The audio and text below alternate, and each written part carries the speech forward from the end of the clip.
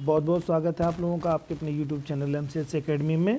Friends, हम लोग Indian polity पढ़ रहे हैं और जिसमें से हम लोगों ने न्यायपालिका के संदर्भ में दो टॉपिक जो महत्वपूर्ण टॉपिक हैं उनको हम लोगों ने कंप्लीट कर लिया है। सुप्रीम कोर्ट और हाई कोर्ट से संबंधित सभी प्रश्न लगभग हम लोगों के कंप्लीट हो चुके हैं। आज हम लोग इसी क्रम में आज आगे बढ़ेंगे और डिस्ट्रिक्ट कोर्ट्स के बारे में देखेंगे, जिसे हम लोग अधीनस्थ न्यायालय के नाम से भी जानते हैं और हिंदी में इसे जिला न्यायालय के नाम से या जिला कोर्ट के नाम से भी जानते हैं। तो दोस्तों, उम्मीद करता हूं कि आप लोग बहुत ईमानदारी से पढ़ रहे होंगे और चीज़ों को बहुत अच्छे से अपने ब्रेन में ग्रेस कर रहे होंगे, रख रहे होंगे और उसको आगामी एग्ज़ाम के लिए अपने आप को काफ़ी हद तक तैयार आप कर चुके होंगे।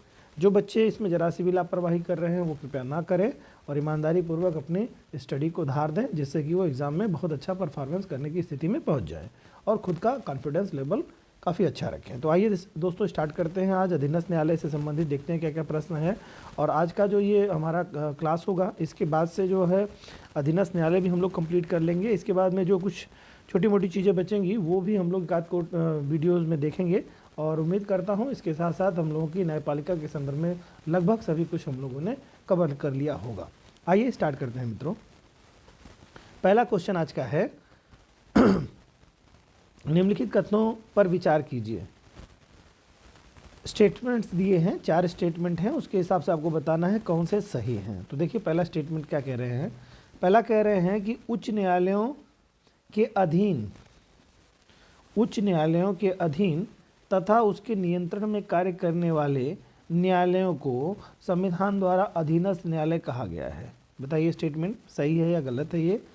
चलिए दूसरा देखते हैं। भारतीय संविधान के भाग 6 अध्याय 6 अनुच्छेद 233 से 237 में अधीनस्थ न्यायालय संबंधी प्रावधान किए गए हैं। तो ये स्टेटमेंट बताना है कैसा है आपको, सही है या गलत है।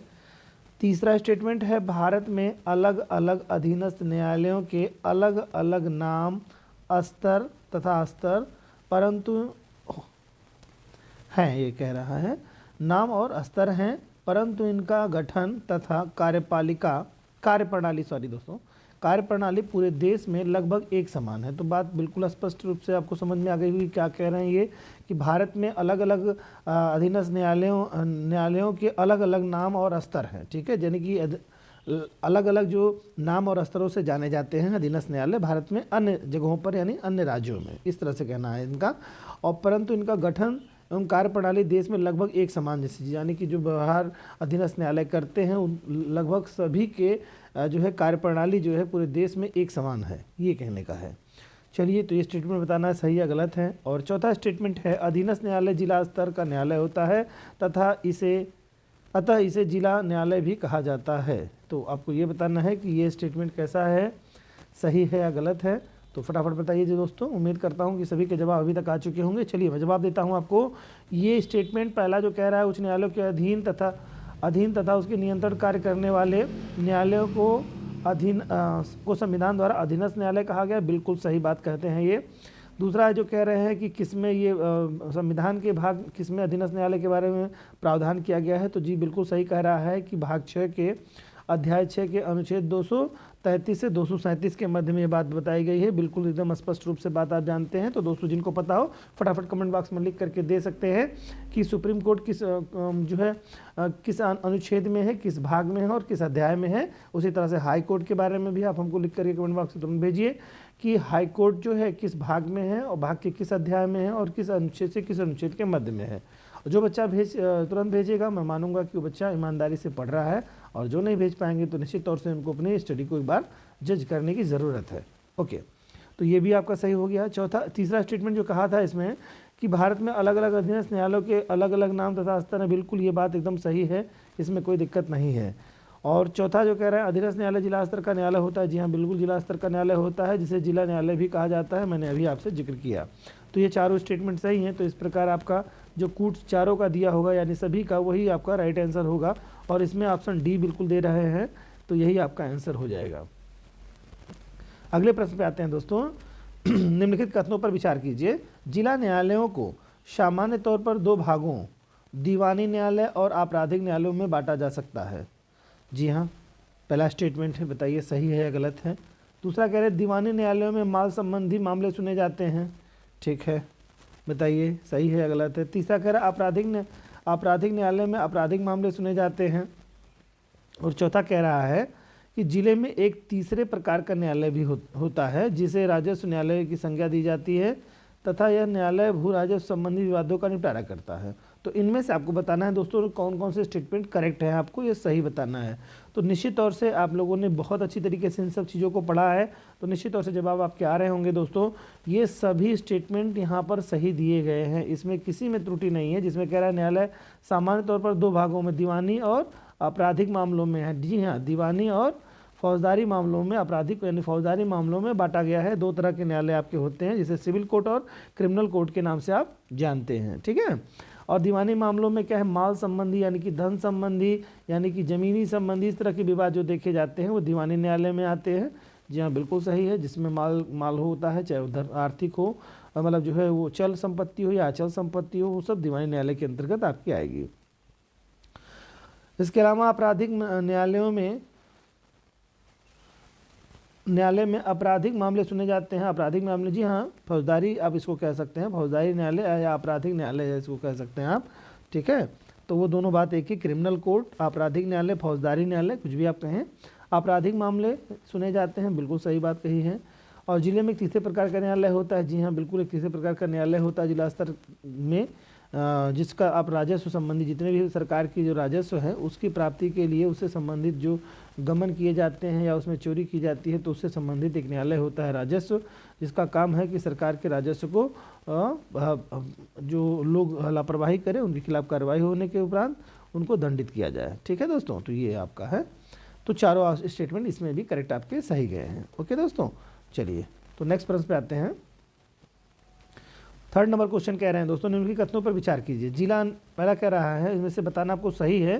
पहला क्वेश्चन कह रहे हैं जिला न्यायाधीश दीवानी आपराधिक दोनों प्रकार के मामलों की सुनवाई करता है। तो जिला न्यायाधीश जो होता है दीवानी और आपराधिक मामलों की सुनवाई करता है, बिल्कुल सही बात है, ठीक है। कह रहा है जब जिला न्यायाधीश दीवानी मामलों की सुनवाई करता है तो दूसरे जिला जज कहते हैं। जी हाँ, दीवानी मामलों की जब सुनवाई करता है तो क्या कहते हैं, जिला जज कहते हैं, बिल्कुल सही है बात है इसमें। तीसरा कह रहा है जिला न्यायाधीश जब आपराधिक मामलों की सुनवाई करता है तो उसे सत्र न्यायाधीश कहते हैं। तो इसमें तो कोई दम ही नहीं है प्रश्नों में, निश्चित तौर से सभी ने कर लिया होगा, उम्मीद करता हूँ फटाफट जवाब आ गया होगा। चलिए, तो इसमें से सभी ऑप्शन क्या है, करेक्ट हैं दोस्तों।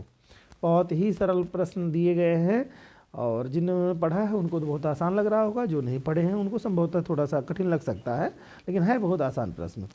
चौथा कह रहे हैं दोस्तों, पहला ऑप्शन इसमें दे रहे हैं जिला न्यायाधीश के कार्यभार की अधिकता को देखते हुए दो अन्य पदाधिकारियों की नियुक्ति की गई है, जो अपर जिलाधीश या अपर सत्र न्यायाधीश एवं अपर सत्र न्यायाधीश, ये दो पद किए गए हैं। तो एक बताना है आपको स्टेटमेंट इसमें भी कि करेक्ट कौन कौन से हैं, तो बताइए फटाफट। पहला आपका हो गया। दूसरा आपको देखना है अपर जिला न्यायाधीश पदाधिकारी जिला न्यायाधीश द्वारा स्थानांतरित कार्य का दीवानी मामलों की सुनवाई करता है। ये क्या कह रहे हैं, अपर जिला न्यायाधीश पदाधिकारी जिला न्यायाधीश द्वारा स्थानांतरित कार्य का दीवानी मामलों की सुनवाई करते हैं। तो ये अपर न्यायाधीश के बारे में कह रहे हैं, उनके बारे में कह रहे हैं के रूप में कार्य करता है। अपर जिला न्यायाधीश जो है और अपर सत्र न्यायाधीश, अच्छा ये ठीक है। तो ये बात स्टेटमेंट यहाँ पे बिल्कुल सही है। यहाँ कह रहे हैं अपर जिला न्यायाधीश द्वारा स्थानांतरित कार्य का दीवानी मामलों, यानी कहने का मतलब है जो अपर जिला न्यायाधीश होते हैं वो दीवानी मामलों को सुनते हैं। ये आपको बताना है, ये सही है स्टेटमेंट की गलत है, तो बिल्कुल सही है। फिर कह रहे हैं अपर सत्र न्यायाधीश, यहाँ पर देखिए अपर जिला न्यायाधीश के जिला जब न्यायाधीश लग जाएगा तो निश्चित तौर से वो दीवानी मामलों को ही देखेगा, और जब सत्र शब्द लगा रहेगा जिसे सेशन जज कहते हैं इंग्लिश में, ठीक है, तो वहाँ पर आपको क्या हो जाएगा, वो फौजदारी मामलों को देखेंगे। तो कह रहे अपर सत्र न्यायाधीश जिला न्यायाधीश द्वारा स्थानांतरित कार्य का फौजदारी मामलों की सुनवाई करता है। जी हाँ, बिल्कुल सही कह रहे हैं ये। और चौथा है अपर जिला न्यायाधीश और अपर सत्र न्यायाधीश के अधिकार भी जिला न्यायाधीश के समान होते हैं। जी हाँ, क्योंकि ये सेकंड नंबर के होते हैं व्यक्ति अपने ज़िले में, जिलाधीश के जिला जज के बाद के।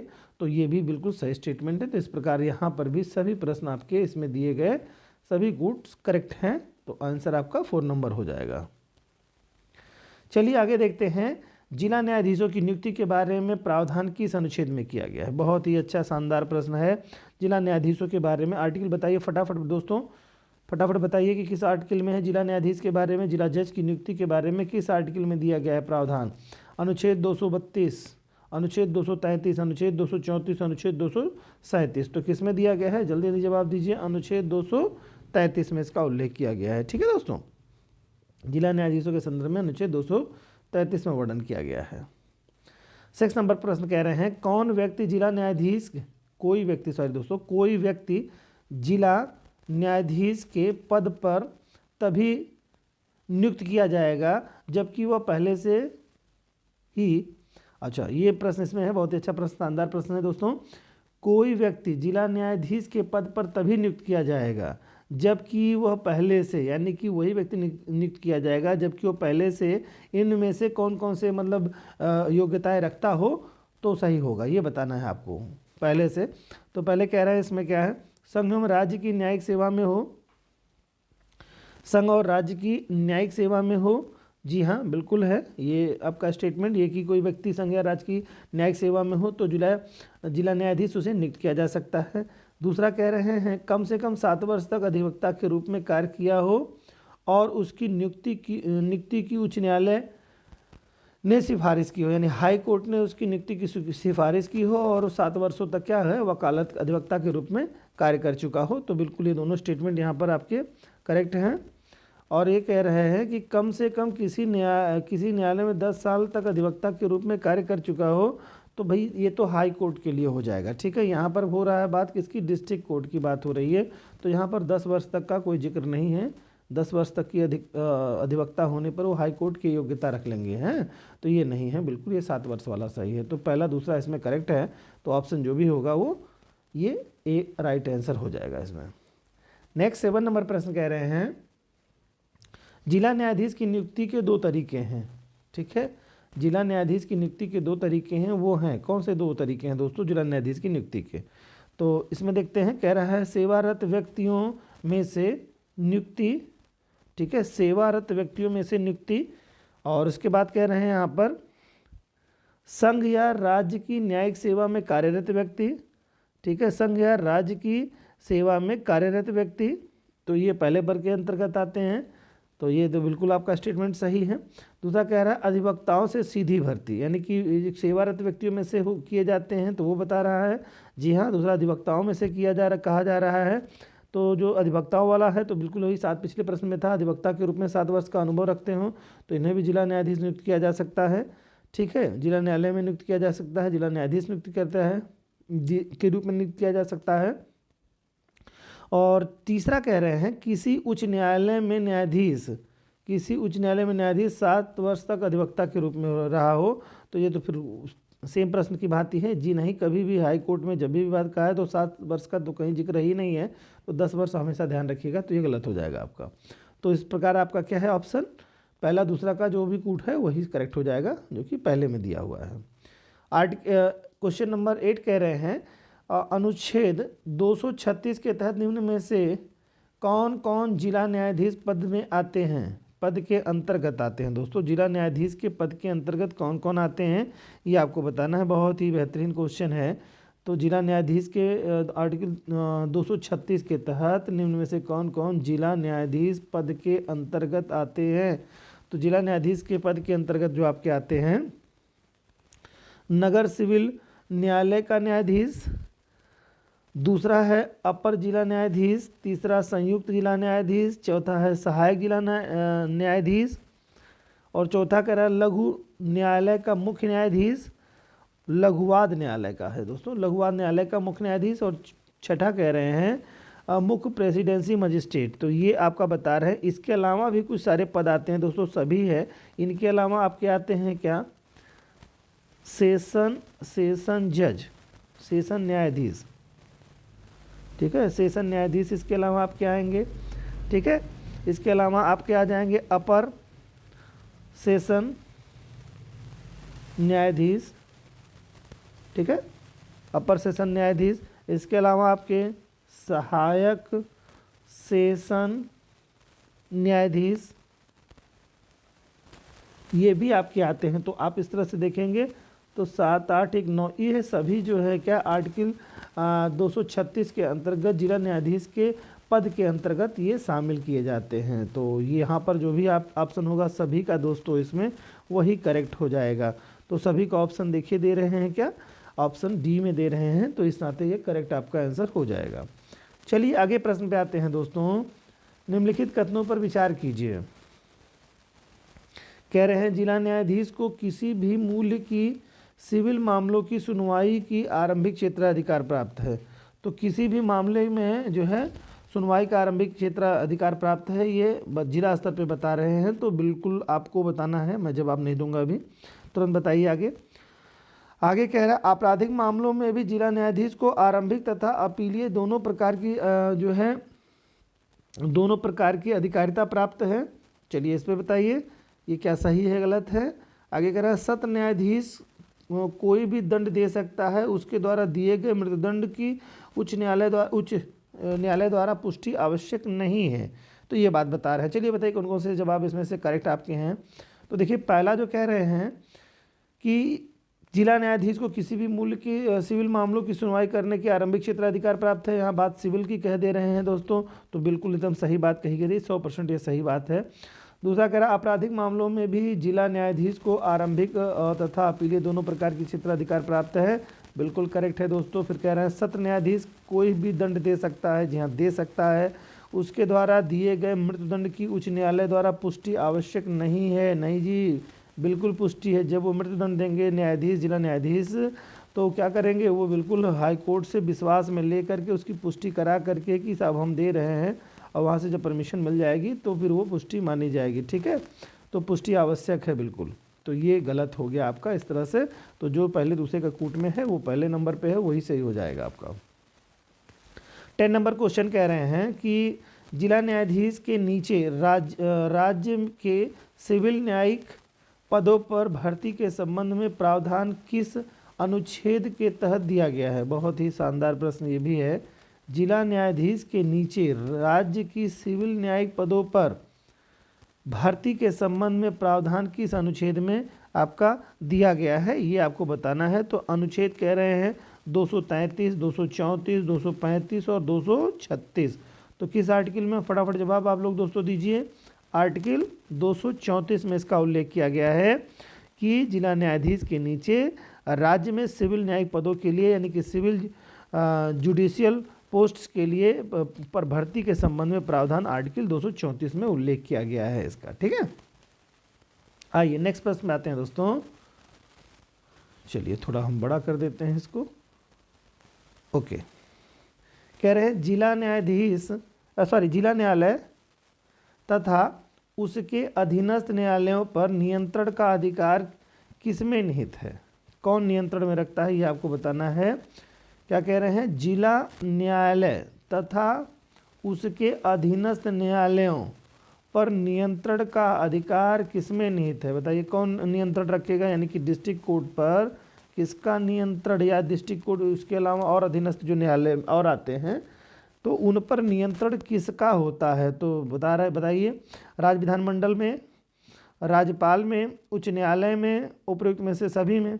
तो किसमें होगा, डिस्ट्रिक्ट कोर्ट किसके नियंत्रण में आता है, अधीनस्थ न्यायालय किसके नियंत्रण में आता है। तो निश्चित तौर से किसके आता है, उच्च न्यायालय यानी हाई कोर्ट के नियंत्रण में आता है। ठीक है दोस्तों, तो किसके अंतर्गत आता है, उच्च न्यायालय के अंतर्गत आ जाएगा। तो जवाब आपको मिल गया बिल्कुल। चलिए अगले प्रश्न पे आते हैं हम लोग।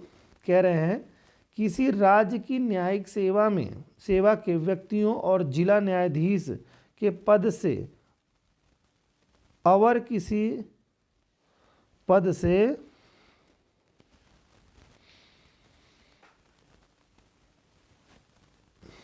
फिर से रिपीट कर रहा हूं दोस्तों, किसी राज्य की न्यायिक सेवा के व्यक्तियों और जिला न्यायाधीश के पद से अवर किसी पद को धारण करने वाले व्यक्तियों की और किसी पद होना चाहिए। अवर मतलब इससे कम, नीचा पद, छोटा पद हो गया दोस्तों। अवर, हाँ इन्फीरियर, ठीक है बिल्कुल करेक्ट है ये। ओके, अवर यानी कि इसको इन्फीरियर कहेंगे दोस्तों। इन्फीरियर किसी पद को धारण करने वाले व्यक्तियों की पदस्थापना, प्रोन्नति और उनको छुट्टी देने का अधिकार उच्च न्यायालय को है, यह किस अनुच्छेद में है दोस्तों? बताइए, बहुत ही अच्छा क्वेश्चन है, शानदार क्वेश्चन है, एग्जाम में पूछने की पूरी पूरी संभावना है इसको। किसी राज्य की न्यायिक सेवा के व्यक्तियों और जिला न्यायाधीश के पद से अवर किसी पद को धारण करने वाले व्यक्तियों की पदस्थापना, प्रोन्नति और उनको छुट्टी देने का अधिकार उच्च न्यायालय को है, यह किस अनुच्छेद में उपबंधित किया गया है? बहुत ही शानदार क्वेश्चन है। अनुच्छेद 234, अनुच्छेद 235, अनुच्छेद 237 और आर्टिकल 238। तो बताइए फटाफट दोस्तों। तो प्रोन्नति, पदस्थापना और छुट्टी के बारे में क्या कह रहा है? हाई कोर्ट को जो परमिशन दी गई है, पावर दी गई है, ये अनुच्छेद 235 में उल्लेख किया गया है। चलिए अगले प्रश्न पे आते हैं दोस्तों। कह रहे हैं जिला न्यायाधीशों तथा उनकी न्यायिक पदाधिकारियों के विरुद्ध अनुशासनात्मक कार्रवाई करने का अधिकार किसे है? जिला न्यायाधीश व उनकी न्यायिक पदाधिकारियों के विरुद्ध अनुशासनात्मक कार्रवाई करने का अधिकार किसे है? भारत के मुख्य न्यायाधीश को, दूसरा कह रहे हैं राज्य विधानमंडल को, तीसरा कह रहे हैं राज्यपाल को, चौथा कह रहे हैं उच्च न्यायालय को। तो किसे प्राप्त है दोस्तों? निश्चित तौर से न्यायपालिका के संदर्भ में होगा तो राज्यपाल महोदय, विधानमंडल को नहीं पावर है। विधानमंडल तो केवल ये लोग क्या करते हैं, हाई कोर्ट या सुप्रीम कोर्ट के न्यायाधीशों को, राज्य विधानमंडल वो भी नहीं, केंद्रीय विधानमंडल क्या करते हैं, उस पर कार्यवाही करेगा। तो यहाँ पर मुख्य न्यायाधीश को भी कोई ज़रूरत नहीं है, चूँकि जिला न्यायाधीशों की बात के कह रहा है तो उस पर नियंत्रण किसका होता है? हाई कोर्ट का होता है। तो ये भी इसमें बिल्कुल नहीं रोल अदा करेंगे। तो बस यही आपका चौथा ऑप्शन राइट आंसर हो जाएगा। अगला कह रहे हैं कम से कम कितने वर्ष तक अधिवक्ता के रूप में कार्य करने वाले व्यक्ति को जिला न्यायाधीश नियुक्त किया जा सकता है? बार बार ये प्रश्न पिछली बार आया, 2 प्रश्नों में था, तो निश्चित तौर से आप जवाब दे चुके होंगे। 5 वर्ष, 6 वर्ष, 7 वर्ष और 10 वर्ष में से कौन सा जवाब होगा? 7 वर्ष का। ठीक है, चलिए अगले प्रश्न पे आते हैं दोस्तों। जिला न्यायाधीशों की नियुक्ति कौन करता है? बताइए कौन जिला न्यायाधीशों की नियुक्ति करते हैं? राज्य विधानमंडल, राज्यपाल, उच्च न्यायालय के परामर्श से, तीसरा कह रहे हैं उच्च न्यायालय का मुख्य न्यायाधीश और चौथा कह रहे हैं जिला न्यायालय का मुख्य न्यायाधीश। तो कौन करता है दोस्तों? ये बहुत ही आसान प्रश्न है। इसमें से देखिए, केंद्र में जितने भी हैं यानी हाई कोर्ट और सुप्रीम कोर्ट में जो न्यायाधीशों की नियुक्ति होती है वो राष्ट्रपति महोदय करते हैं, और अधीनस्थ न्यायालय में जो नियुक्ति होती है उसकी कौन करते हैं? राज्यपाल महोदय करते हैं। तो निश्चित तौर से आपको जवाब मिल गया होगा। दूसरा ऑप्शन राज्यपाल उच्च न्यायालय के परामर्श से करते हैं, तो करेक्ट आंसर होगा सेकंड नंबर। नेक्स्ट है दोस्तों 16 नंबर प्रश्न, जिसमें कह रहे हैं जिले का सबसे बड़ा दीवानी न्यायालय कौन सा होता है? बताइए सबसे बड़ा दीवानी न्यायालय कौन होगा? तो कह रहा है जिला जज का न्यायालय, सिविल याचिका न्यायालय, दोनों, इनमें से कोई नहीं। तो निश्चित तौर से आप बताइए, 2 भागों में बटा हुआ है। एक होता है सिविल मामलों का जिला, जो डिस्ट्रिक्ट कोर्ट है, 2 भागों में बटी होती है। जब जिला जज साहब दीवानी मामलों को देखते हैं तो क्या कहलाता है आपको? दीवानी कोर्ट कहलाता है। फिर जब फौजदारी मामलों को देखते हैं तो सेशन जज कहलाते हैं। ठीक है, तो यहाँ पर देखता कौन है? डिस्ट्रिक्ट कोर्ट में देखते हैं क्या? डिस्ट्रिक्ट जज देखते हैं, डीजे साहब देखते हैं, डिस्ट्रिक्ट जज। तो दोस्तों सबसे बड़ा कौन होगा? निश्चित तौर से यहाँ पर फौजदारी का सेशन जज होगा और यहाँ पे डिस्ट्रिक्ट जज होगा दीवानी का। तो क्या करें, जिला जज का न्यायालय जो होगा वो वही हो जाएगा। तो ऑप्शन नंबर 1 राइट आंसर हो जाएगा यहाँ पे। चलिए 17 नंबर प्रश्न पे आते हैं दोस्तों। कौन सा न्यायालय जिले का सबसे बड़ा आपराधिक न्यायालय होता है? बताइए, जिले का पूछ रहा है। तो जिले का सबसे बड़ा आपराधिक न्यायालय कौन होगा? जिला जज का न्यायालय। फिर कह रहा है सत्र न्यायाधीश का न्यायालय। अभी मैंने पिछले प्रश्न में बताया आपको, तो जिला जज वाला जो न्यायालय है वो किसका होगा? वो तो आपका होगा दीवानी का। और सत्र न्यायाधीश जब होगा तो फौजदारी का होगा। यहाँ बात आपराधिक यानी फौजदारी कह रहा है, तो आंसर सेकंड राइट आंसर हो जाएगा यहाँ पे। चलिए अगले प्रश्न पे आते हैं। राज्य के सबसे बड़े राजस्व न्यायालय को किस नाम से जाना जाता है? राज्य के सबसे बड़े राजस्व न्यायालय को। बहुत ही अच्छा क्वेश्चन, शानदार क्वेश्चन है। इसकी बता दीजिए हमको एक व्यवस्था की किस तरह से क्रम चलता है, सबसे ऊंचाई पर कौन स्थित है? संचित निधि, वित्त आयोग, राजस्व मंडल, उपयुक्त में से सभी। तो आपका जो सबसे बड़ा होता है वो बताइए क्या होता है? राजस्व मंडल। तो अब हमको बताइए आप लोग इसका क्रम कैसे चलता है?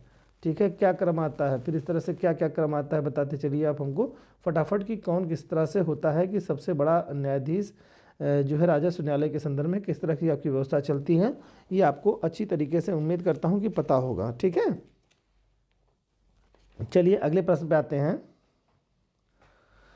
19 नंबर प्रश्न कह रहे हैं आपके कि देश में पहले मोबाइल कोर्ट का उद्घाटन कब और किसके द्वारा किया गया था।